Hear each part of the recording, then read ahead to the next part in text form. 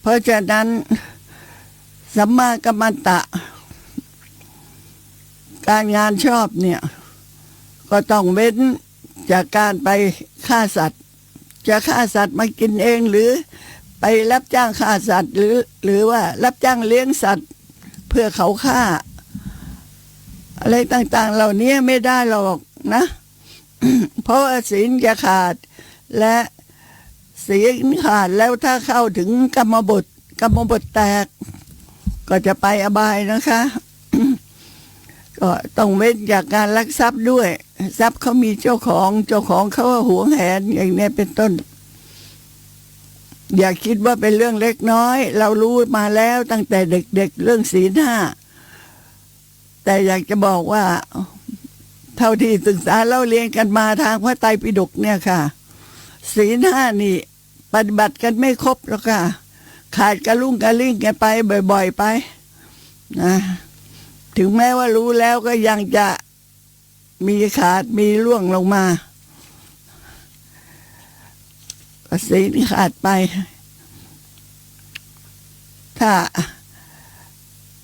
การทำงานชอบอีกอย่างก็คือเว้นจากการประพฤติผิดในกามจะไปเป็นหญิง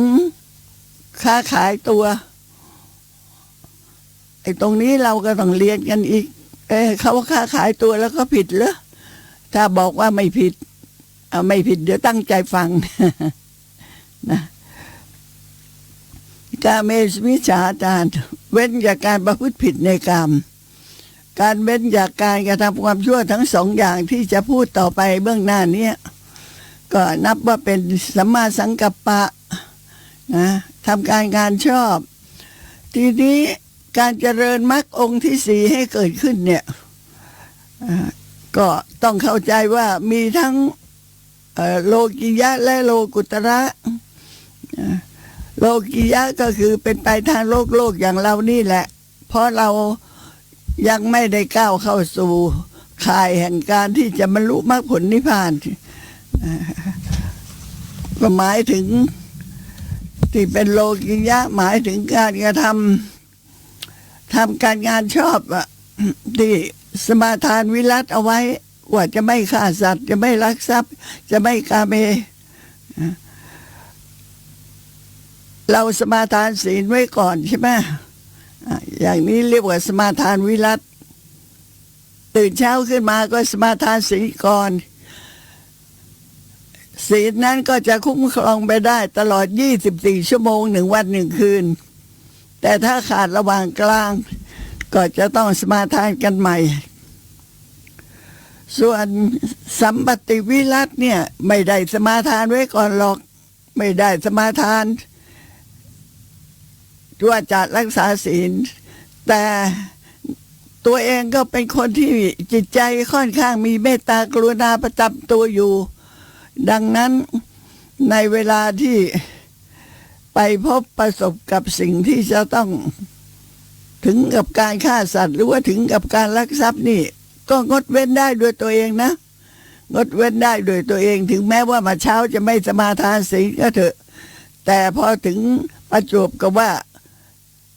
ของก็สามารถขโมยได้สัตว์นั้นก็สามารถฆ่าได้การประพฤติผิดในกามนั้นก็สามารถเกิดขึ้นได้แต่งดเว้นสัมปติวิรัติตั้งใจเลยว่าเราจะไม่ทำความชั่วจะไม่ฆ่าสัตว์ด้วยตนเองไม่ใช้ให้คนอื่นฆ่าไม่ลักทรัพย์ด้วยตนเองแล้วก็ไม่ใช้ให้ผู้อื่นลักไม่ผิดในลูกเมียเขาแล้วก็จะไม่กระทำความชั่วต่างๆเหล่านี้นะ3 องค์เนี่ยเกิดขึ้นไม่พร้อมกันหรอกแต่ก็ยังนับว่าเป็นกายสุจริตและเป็นกายกรรมเป็นกายสุจริตเป็นกายกรรมในหมวดของโลกิยะนะเป็นบุญเป็นกุศลของทางโลกอย่างเรานี่แหละแต่ถ้าเราสมาทานรักษาศีลด้วยแล้วก็สมาทานในการที่จะเจริญวิปัสสนาภาวนากำหนดรูปธรรมนามธรรมเป็นอารมณ์ แล้วเจริญวิปัสสนาภาวนาไปถือว่าเป็นการกระทำที่ชอบนะเป็นการกระทำที่ชอบสัมมากัมมันตะหวังในโลกุตระใช่ไหมหวังว่าจะให้เกิดในโลกุตระโดยการที่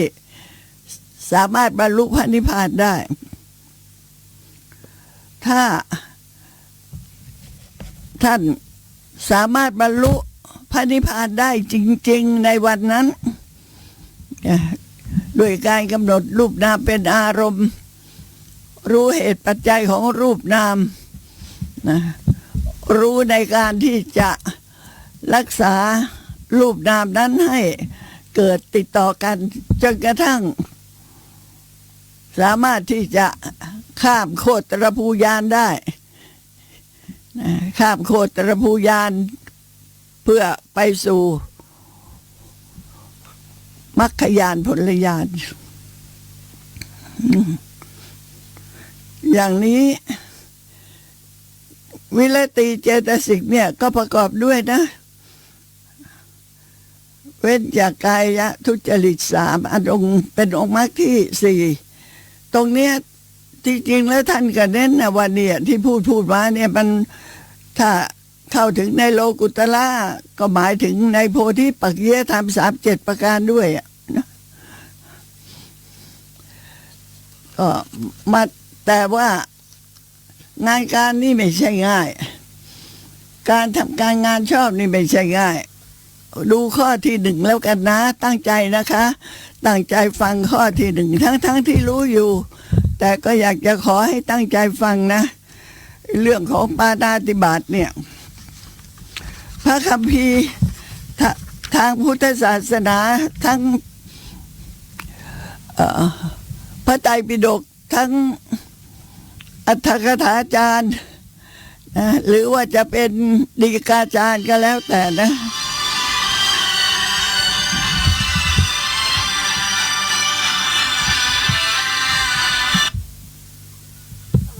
อาจารย์คะ สวัสดีค่ะสวัสดีค่ะฟังอยู่ค่ะตั้งใจฟังค่ะก็ดีแล้วขอบพระคุณเมื่อวานนะคะอาจารย์บรรยายเรื่องราวพระปาจาราซาบซึ้งมากค่ะไม่อยากให้จบเลยคือนะคะอาจารย์เวลาพูดไปแล้วไปเกี่ยวกับคนไหนก็ยกคนนั้นแหละขึ้นมาพูดโอ้ดีจังเลยค่ะที่จริงแล้วมันเตรียมไม่ได้หรอกเราเตรียมไม่ได้ว่าเราจะต้องพูดอย่างนั้นเราจะต้องพูดยี่แต่เพราะว่าความที่เรียนมาทั่วเรียนมาทุกอย่างพอเวลาพูดแล้วเข้าไปอิงตรงนั้นเราก็อัญเชิญธรรมะตรงนั้นมาแสดงประกอบด้วยเพราะมันเข้าหมวดกันเดี๋ยวพอจบแล้วไปอิงทางนี้ก็นำธรรมะในหมวดนี้มานะก็เป็นประโยชน์ละค่ะพระสูตรฟังง่าย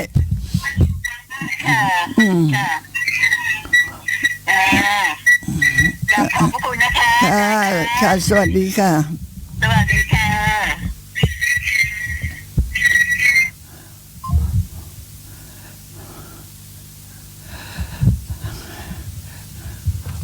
องค์ของปาณาติบาตการฆ่าสัตว์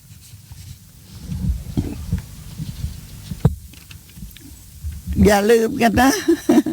ว่าทำยังไงการฆ่าสัตว์นั้นจะบาปหรือไม่บาปโอ้ฉันจำไม่ได้แล้วสิว่าจะบาปหรือไม่บาปเนี่ยจำไม่ได้ยังไงต้องจำให้ได้ต้องจำให้ได้ชีวิตเรานี่นะชีวิตเขามันก็คือชีวิตเรานี่แหละฆ่าเขามันก็คือฆ่าเราไปเป็นขณะเหมือนกันนิดพูดไม่ผิดนะในหมวดของปาณาติบาตธรรมะในหมวดเนี่ยถ้าจำไม่ได้ว่าองค์ธรรมเขาพูดไว้ว่ายังไงมีอะไรบ้างที่จะมาพิสูจน์ว่าตรงนี้ต้องโทษไหมโทษน้อยโทษมากโทษหนักหรือว่าโทษเบาเราต้องรู้ต้องจำได้ ก็เวลาที่เราหลงลืมสติเกิดตบยุงแพะทำไมถึงเอาเรื่องตบยุงถึงเอาเรื่องง่ายๆมาพูด แต่ความสำคัญเท่ากันค่ะความสำคัญเท่ากันท่านจะฆ่ายุงท่านจะฆ่าไก่จะฆ่าเป็ดหรือท่านจะฆ่าสัตว์ช้างม้าโคกระบือหรือจะฆ่ามนุษย์ความสำคัญของชีวิตเท่ากันความสำคัญของชีวิตเท่ากันสัตว์ทั้งหลายนั้นรักชีวิตเป็นที่สุดเลยค่ะแต่ด้วยคุณธรรมด้วยอานุภาพแห่งการมาเกิดของเขานะทำไมถึงเกิดเป็นยุงตัวเล็กนิดเดียวทำไมถึงเกิดเป็นช้างตัวใหญ่โตมโหฬารทำไมเกิดมาเป็นมนุษย์ล่ะซ้ำยังเกิดมาพิกลพิการบ้าใบบอดหนวกทำไมเกิดมายากจนถึงเพียงนั้นแหละข้าวก็ไม่มีจะกินโอ้โหนู่นเขาเกิดบนกองเงินกองทอง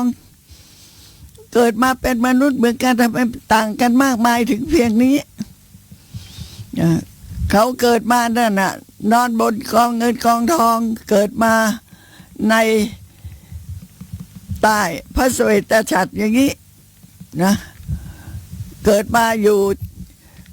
ในฐานะที่เป็นผู้สืบทายาทรับมรดกเป็นแสนล้านล้านทำไมเป็นแตกต่างกันมากมายคนนั้นทำไมอายุสั้นจังเลยเพิ่งเกิดมาไม่นานนี่เองกำลังน่ารักอยู่เลยตายซะแล้วคนนี้ดูเป็นเด็กหนุ่มเด็กสาวอนาคตไกลตายซะแล้วคนนั้นรับราชการอยู่ดีๆมีเหตุทำให้ต้องเสียชีวิตไปท่านผู้นี้ถึงแม้ว่าจะดูอายุมากแล้ว60 ปี70 ปีแต่อายุก็ยังไม่ครบอายุกับในพระพุทธศาสนาไม่ใช่เหรอเพราะว่าอายุกับในพุทธศาสนาต้อง75 ปีแม้แต่ก็ตายซะแล้วเสียดายยังไงเสียดายตรงที่ว่าอยู่ไปนานๆจะได้ทำความดีสืบต่อไปนะสิแล้วอย่างคนพูด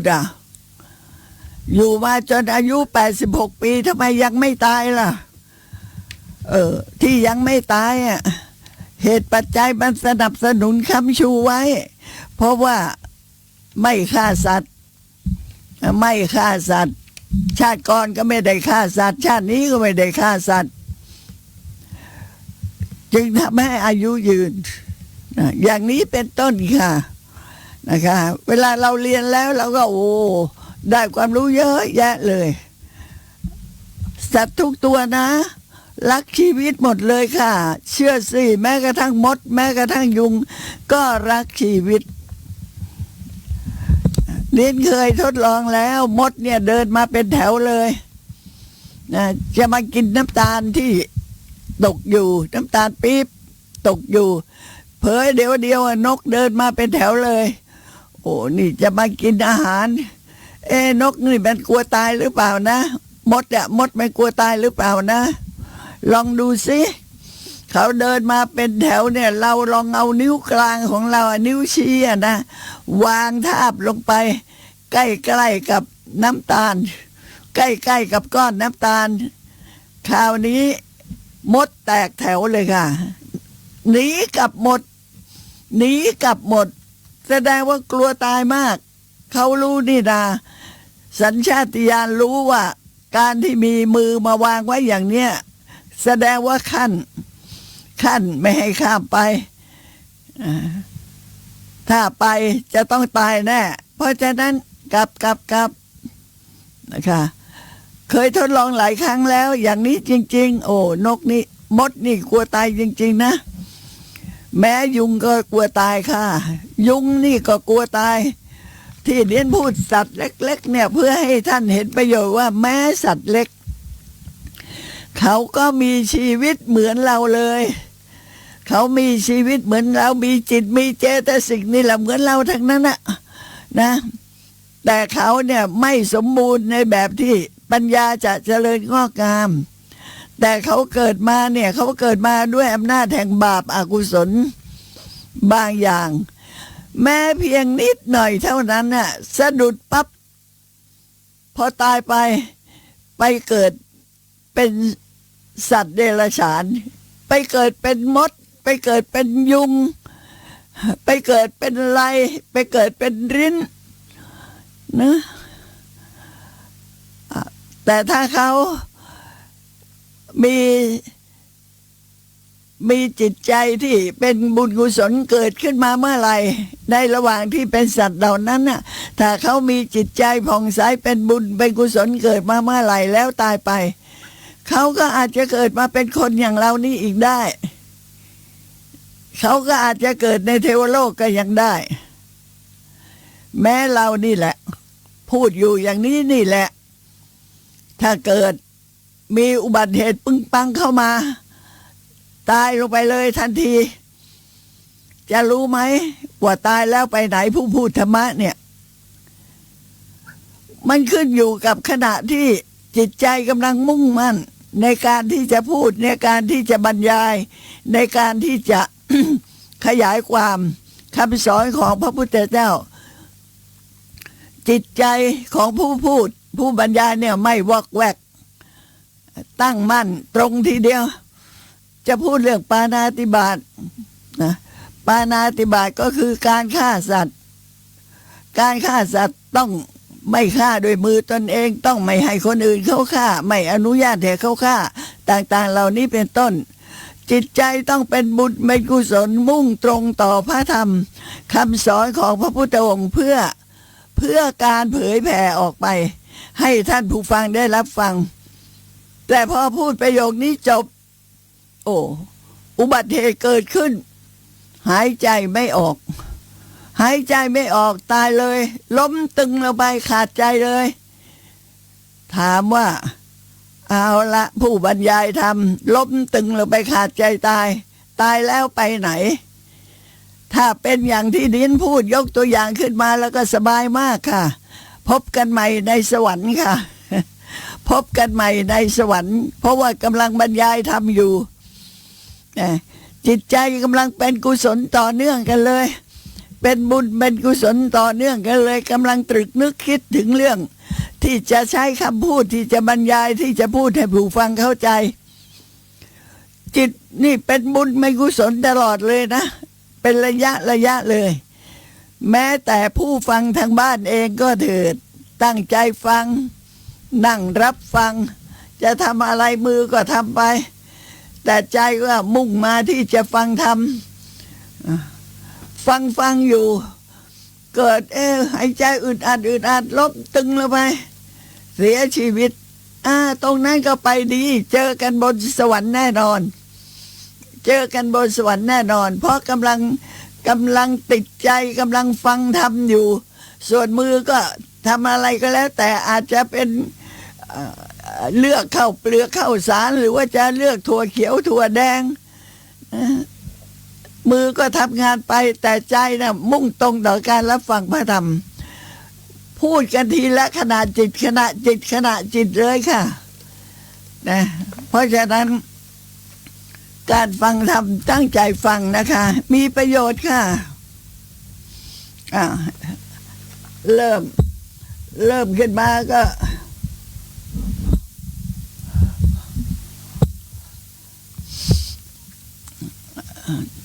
ปาโน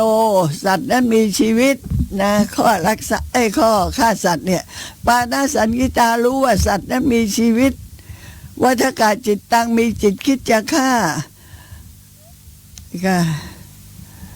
ประโยโคทำความเพียรเพื่อที่จะฆ่าเตนะมรณังสัตว์ตายด้วยความเพียรนั้น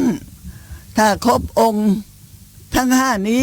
ในข้อของปาณาติบาตศีลข้อที่หนึ่งขาดเลยค่ะศีลขาดเป็นอันว่าได้ก้าวล่วงกรรมบทแล้วไม่ต้องไปถามใครตัวเราเองเราจะรู้เลยนะถ้าเป็นอย่างนี้แล้วก็ศีลขาดก้าวล่วงกรรมบทแล้วหมาไล่เนื้อตัวสุดท้ายเขาปล่อยออกมาแล้วหมาไล่เนื้อตัวสุดท้ายเขาเตรียมปล่อยออกมาแล้วที่จะตามล่าให้ได้รับผลของกรรมชั่วค่ะ เออถ้าการกระทำของผู้ใดก็ตามครบทั้งองค์5ประการดังกล่าวเนี่ยก็เป็นอันว่าผู้นั้นแหละได้ล่วงกรรมบทแล้วอะนะกรรมบทแตกแล้วตายแล้วไปอบายค่ะไม่ต้องไปถามใครหรอกฉันทำอย่างนี้แล้วฉันจะได้บุญแค่ไหนได้บาปแค่ไหนไม่ต้องถามค่ะตัวเองรู้ค่ะดูตัวเองด้วยความเป็นกลางตัวเองรู้ค่ะนะไม่ต้องไปถามใครอื่นเรียนมาแล้วฟังมาแล้วมีบุญที่ได้ศึกษาเล่าเรียนมาแล้วพอถึงเวลาปฏิบัติพลั้งพลาดไปก็รู้เลยว่าดิเราต้องโทษของการฆ่าสัตว์แล้วนะรีบทำบุญทำกุศลซะแต่ถ้าไม่ล่วงกรรมบทถ้าไม่ครบองค์5ขาดไปข้อใดข้อหนึ่ง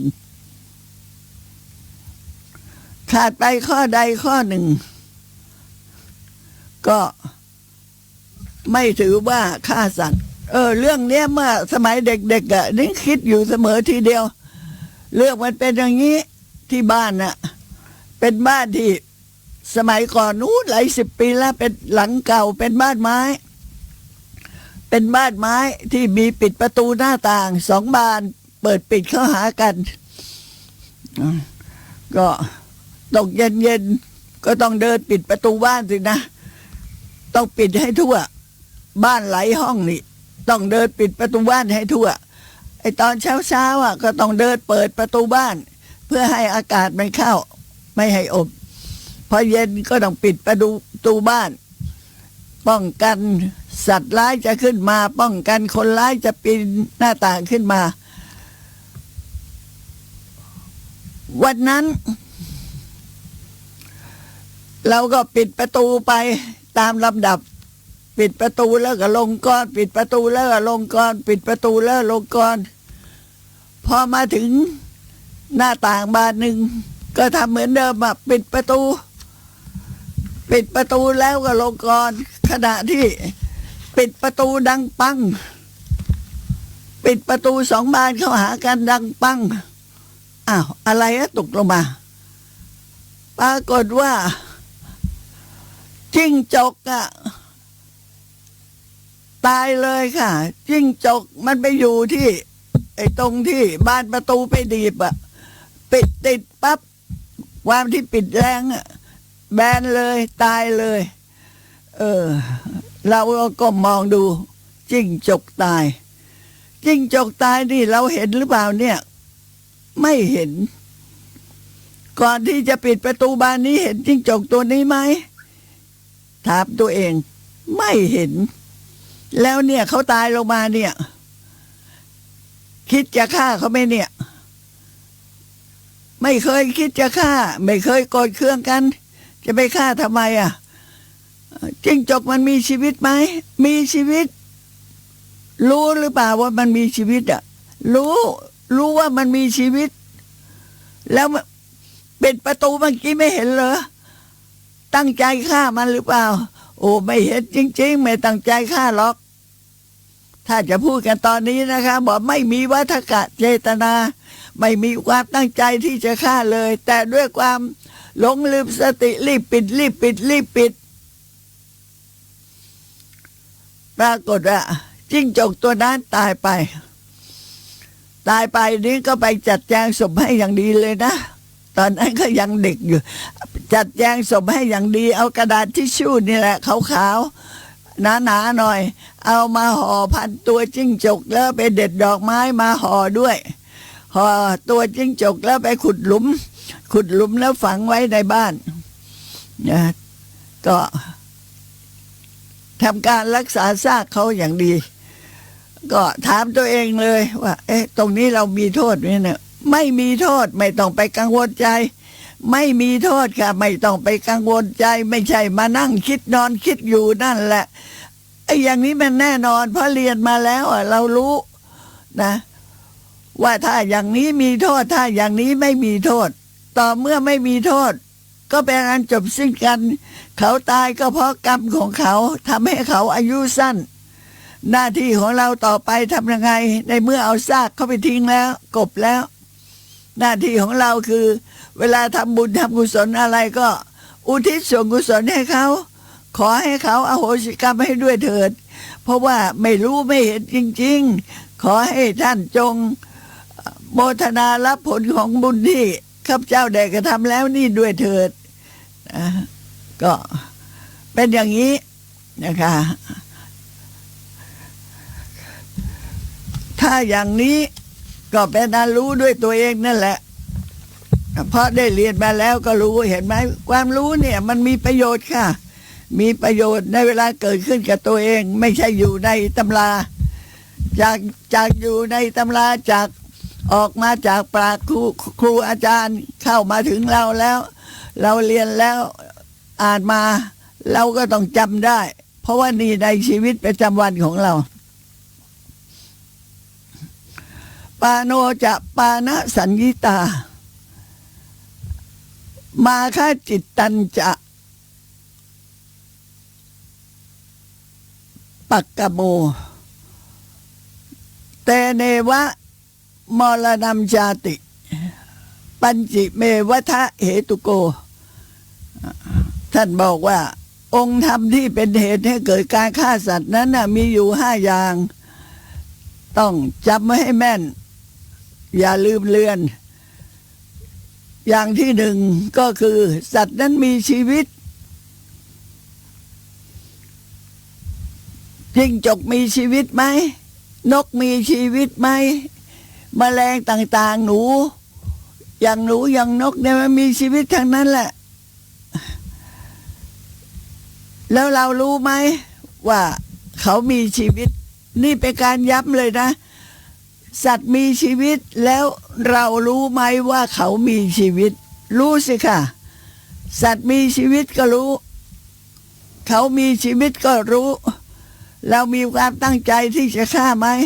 ไม่ได้ตั้งใจค่ะยืนยันได้เลยว่าไม่มีความตั้งใจที่จะฆ่าเอาผ่านไปก็ทำความเพียรพยายามที่จะทำให้เขาตายหรือเปล่าปิดประตูน่ะได้ก็ทำความเพียรเพื่อที่จะให้เขาตายหรือเปล่าเห็นเขาหรือเปล่าบอกว่าไม่มีความตั้งใจที่จะไปทำให้ใครตายหรอกปิดประตูตามธรรมดานั่นแหละแล้วตอนนี้สัตว์ตายลงแล้วล่ะด้วยความเพียรพยายามนั้นน่ะแล้ว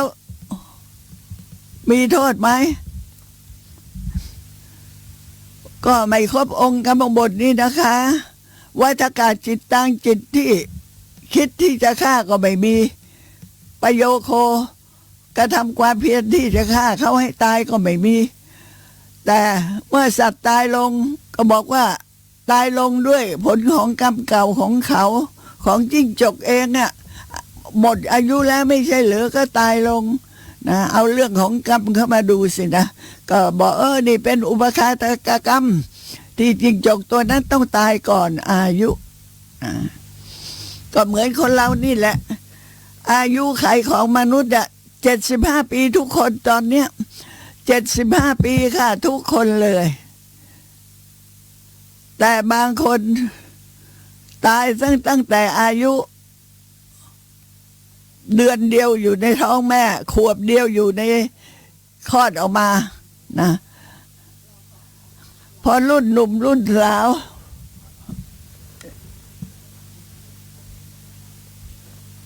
ขอประทานโทษนิดหนึ่งเอาตังค์ให้ไปให้เขาไปทำหน้าก่อนนะ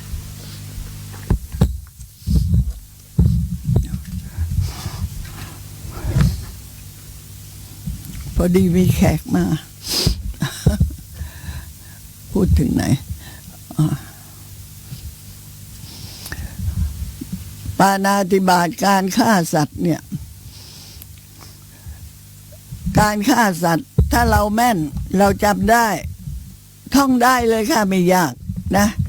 บาลีไม่ต้องท่องก็ได้เอาที่เขาแปลไว้แล้ว1สัตว์นั้นมีชีวิตสัตว์ทั่วทุกตัวตนนั่นแหละมีชีวิต เราเองเราก็รู้ว่าสัตว์พวกนี้มีชีวิตไม่ว่าจะเป็นแมงหวีแมงวันจะเป็นแมงเม่าหรือเป็นอะไรมีชีวิตทั้งนั้นแหละอย่าไปทำให้เขาตายนะถ้าเขาตายเองก็เป็นเรื่องของเขาที่อายุเขาสิ้นไปนะถ้าไม่มีอะไรเกิดขึ้นนะก็ขอให้รู้ว่าเราไม่มีจิตคิดจะฆ่าเขา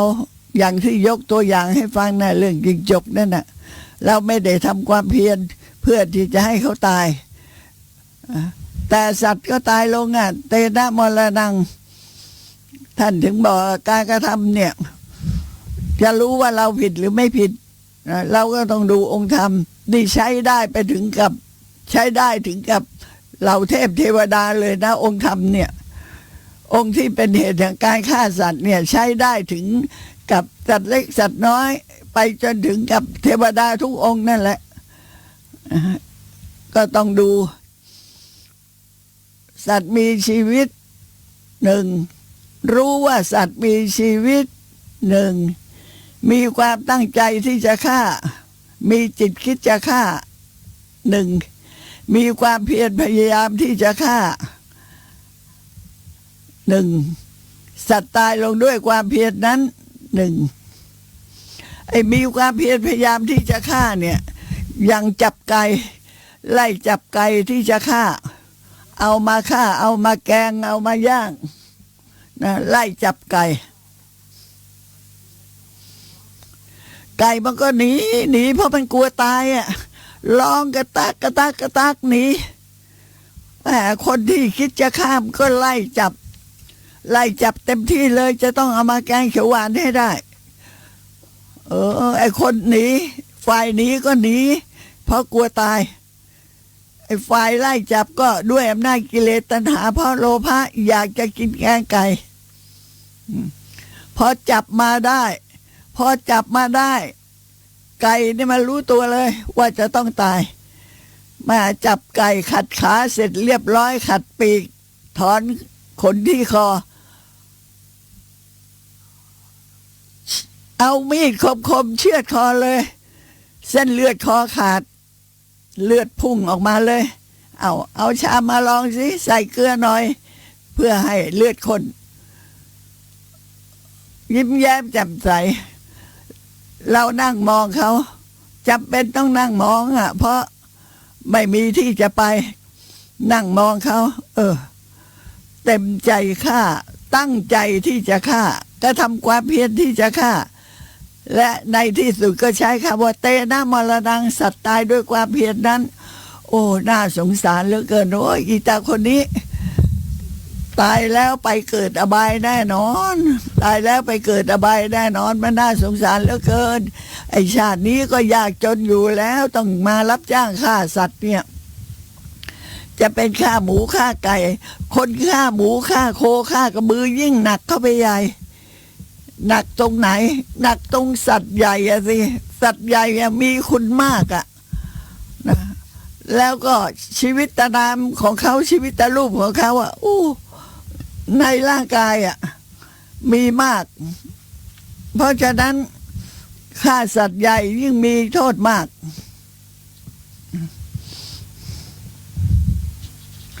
คนเรียนแล้วเลยต้องพูดถึงว่าการวินิจฉัยเกี่ยวกับการฆ่าสัตว์เนี่ยมีการตั้งใจฆ่าเป็นสำคัญใช่ไหมผู้ที่ถูกฆ่านั้นน่ะก็ถูกตัดชีวิตใช่ไหมใช้คำว่าชีวิตอินทรีย์รูปก็อย่างหนึ่งน้ำก็อย่างหนึ่งในร่างกายของคนเราเนี่ยมีทั้งรูปชีวิตกับนามชีวิต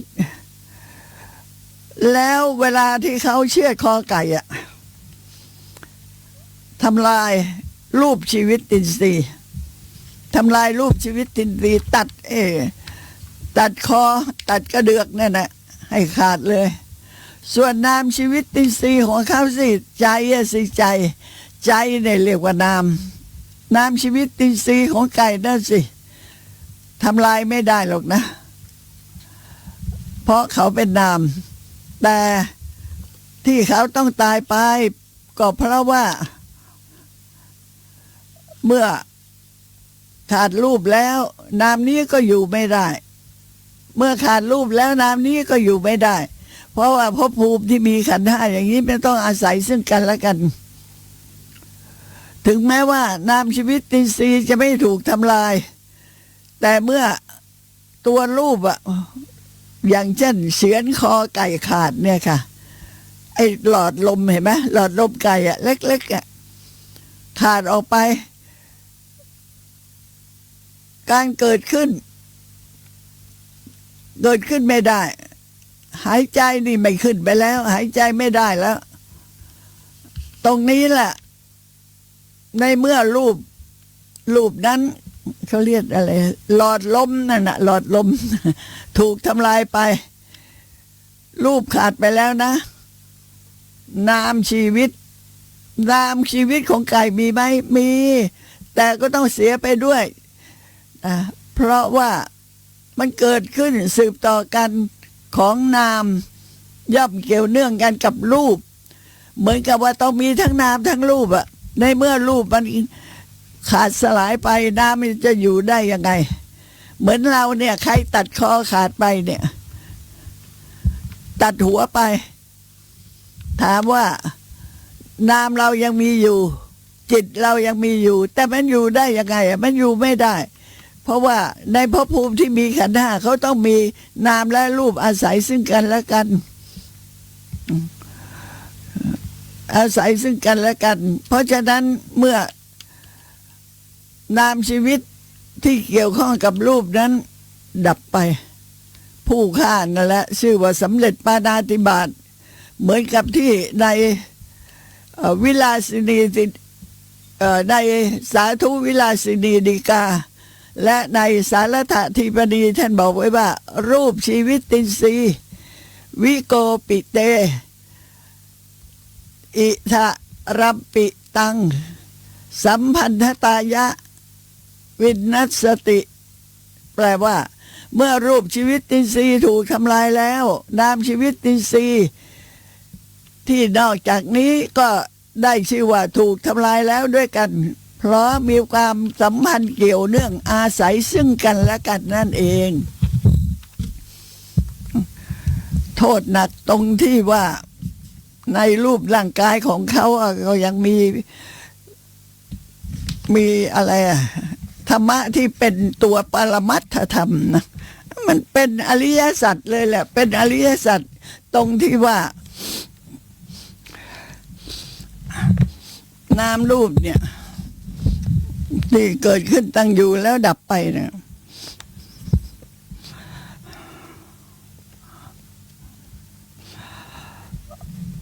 บางคนก็สงสัยเรื่องการเจริญวิปัสสนาภาวนานะสงสัยเรื่องการเจริญวิปัสสนาภาวนาว่าเรากำหนดรูปประธรรมก็บอกว่ารูปนามเนี่ยมันต้องช่วยเหลือเกื้อกูลกันนะเวลากำหนดเช่นเห็นปรากฏขึ้นทางตามีสีค่ะมีสีวรรณรูปปรากฏขึ้นทางตาขณะนั้นลืมตามองมีสติด้วยก็รู้สึกตัวว่าเห็นรู้สึกเลยว่ากำลังเห็นสีความรู้สึกตรงเนี้ยมันบริสุทธิ์เหลือเกินยังไม่มีการใส่ชื่อว่าสีอะไรยังไม่มีการบอกว่าเห็นอะไรนะแต่เมื่อมีจักขุวิญญาณมีผัสสะมีจักขุประสาทมีรูปารมณ์มีแสงสว่างมีมนสิการเห็นก็เกิดขึ้นได้ค่ะการเห็นก็เกิดขึ้นได้เมื่อเห็นแล้วนี่ถือว่าเริ่มจะมีการปฏิบัติวิปัสสนาภาวนาเป็นเบื้องต้นหรือยังเป็นเบื้องต้นหรือยัง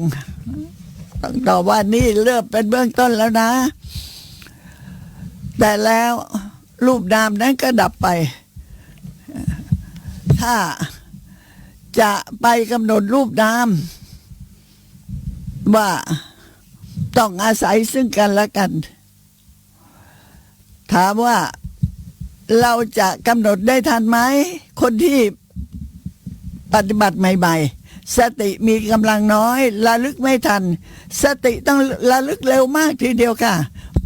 จากหลักปริยัตินะจากการเรียนท่านก็บอกว่า เมื่อมีหนึ่ง เมื่อมีหนึ่งก็จะต้องมีสองแน่นอนในโอกาสต่อไป เพราะว่ามีการระลึก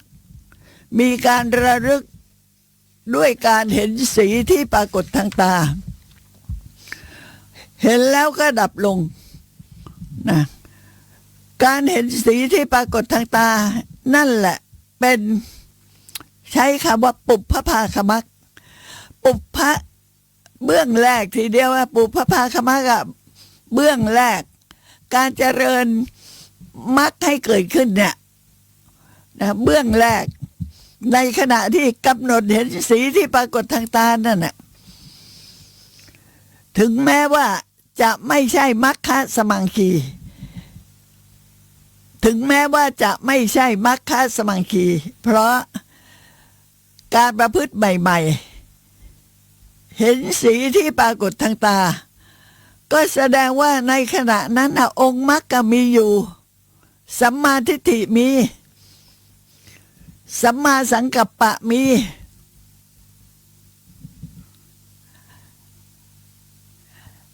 สัมมาวายามะมี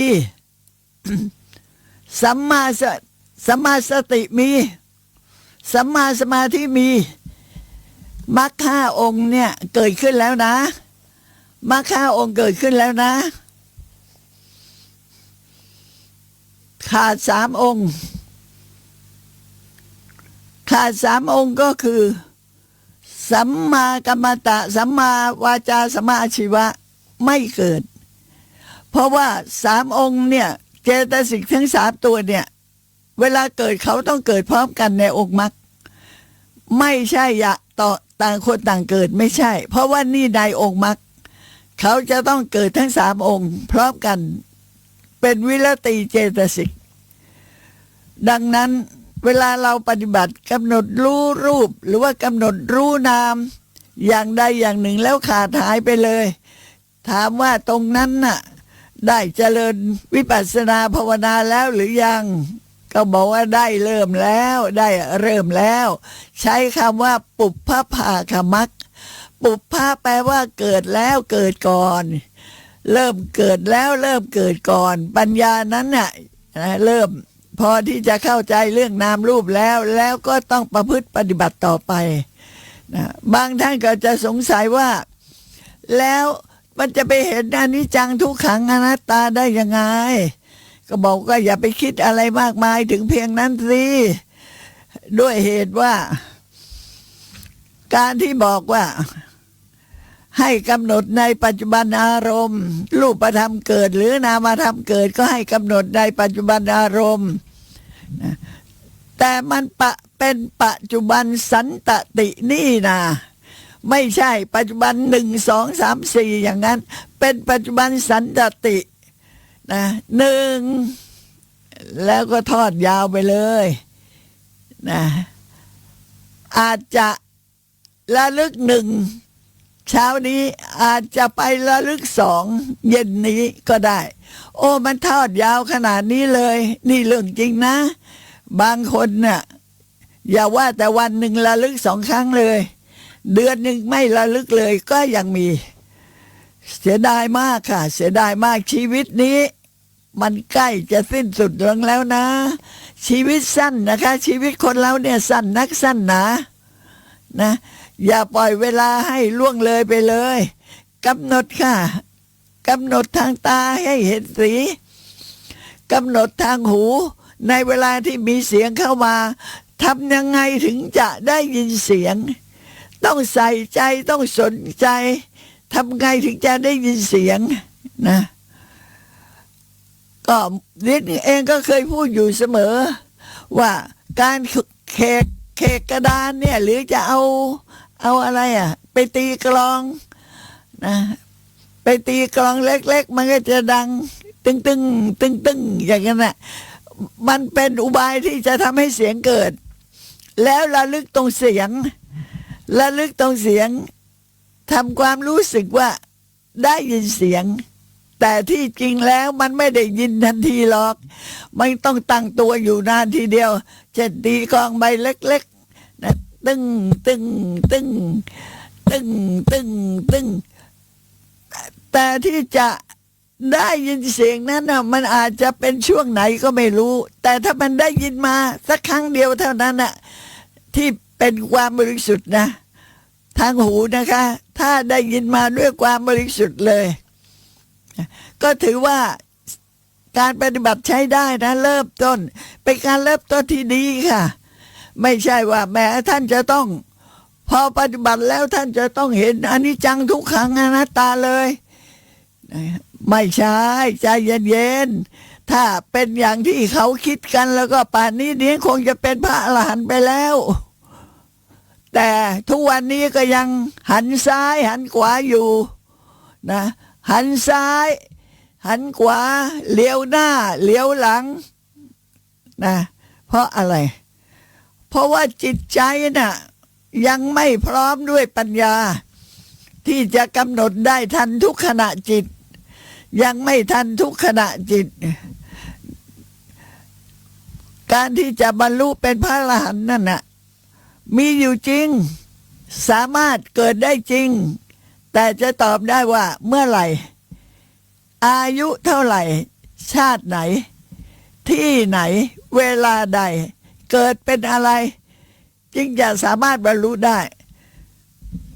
ก็บอกว่าโอ้ถ้าอย่างนั้นไอ้ที่มันรู้มามันก็จางหายไปหมดแล้วจำอะไรไม่ได้แล้วอย่าคิดอย่างนั้น